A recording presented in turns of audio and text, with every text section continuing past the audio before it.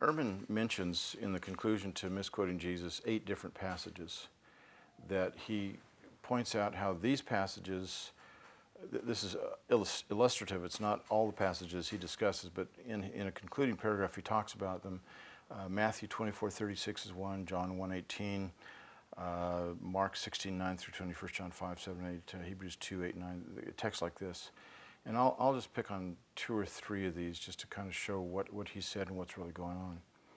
In Matthew 24:36, we have in our printed Bibles today, no one knows the day or the hour, neither the angels nor the Son, except the Father alone.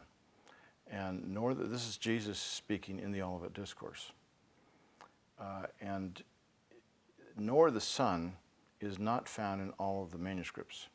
And Ehrman camps on that verse more than any other verse in either Misquoting Jesus or Orthodox Corruption. He refers to it at least 6 times in Misquoting Jesus.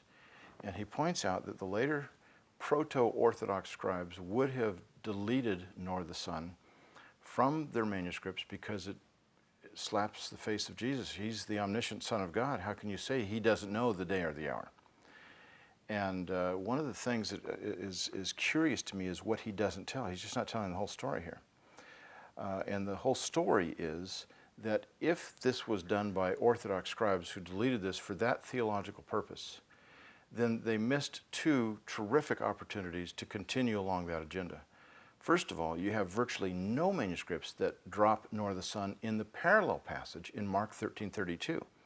And that says explicitly, no one knows the day or the hour, neither the angels nor the Son except the Father. And why is it that we have 1 10th century manuscript and 1 Latin manuscript, and that's it, that drop nor the Son in that passage, nothing else. So in Mark 24:36, we have most manuscripts that drop it. But in Matthew 24:36, we have most manuscripts that drop it. Mark 13:32, 2 manuscripts that drop it. That's remarkable. You know, these scribes, by the time we get to about AD 180, when Irenaeus is talking about how the Gospels, there must be 4 Gospels, just like there are 4 winds that control the earth, just as there's 4 other things.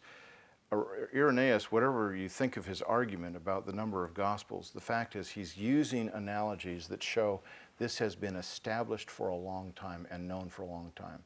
So by AD 180, we are looking at a 4-fold canon of the Gospels. So you've got Matthew, Mark, Luke, and John. You don't have the Gospel of Thomas or Philip or Peter or Mary or anything else in there, just those 4 Gospels. That surely goes back deep into the 2nd century, very early on in the 2nd century. If that's the case, then these proto-Orthodox scribes from early in the 2nd century or middle of the 2nd century, they're not going to be omitting nor the Son for that theological reason, because why would they skip over Mark 13:32? Now the other thing that's even more pertinent is in the very passage in Matthew 24:36, it says the Father alone. It says neither the angels in heaven nor the Son except the Father alone.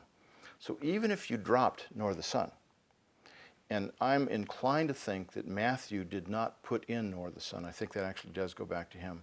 But it's not a faith commitment to me. In fact, I've wrestled and gone back and forth on this the last few years. But if you have neither the angels except the Father alone, well, that alone seems to be exclusive of just the Father, and therefore the Son is not part of that purview of the knowledge.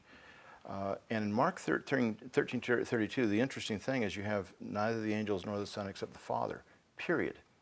You don't have alone there. So Matthew is saying implicitly with the alone what Mark says explicitly with nor the Son. And so if scribes were saying, boy, we don't want to argue against the omniscience of the Son of God, let's drop this nor the Son in Matthew 24:36. Then I'd ask the question, why did they drop the alone in Matthew 24:36? Why did they drop the nor the Son in Mark 13:32? They just, this is one of the worst conspiracy jobs ever performed. And it goes back very early. We have early versions that don't have nor the Son. We have Origen speaking about some manuscripts that he is aware of that did not have nor the Son. And yet, the first time we have any church father that talks about this as causing problems theologically for them is not until the 4th century when we get to St. Basil. And I think that's significant. We have father after father that talks about this text. And Irenaeus even uses it. He thinks nor the Son is authentic, and he says, let's use this as an illustration for our own humility before God. Ehrman mentions none of that. Absolutely none of that. He doesn't mention Mark 13:32, that parallel passage. He doesn't talk about the monos. He doesn't talk about what the fathers say, except for one place where he talks about what Origen says, but he doesn't cite the source, and it's actually what Jerome says Origen said, and we had to look this up. He doesn't give all the references that he needs to, even in his book, Orthodox Corruption of Scripture. So that's a major passage that I just don't think he has handled appropriately, and yet it becomes the major passage for his whole theological agenda.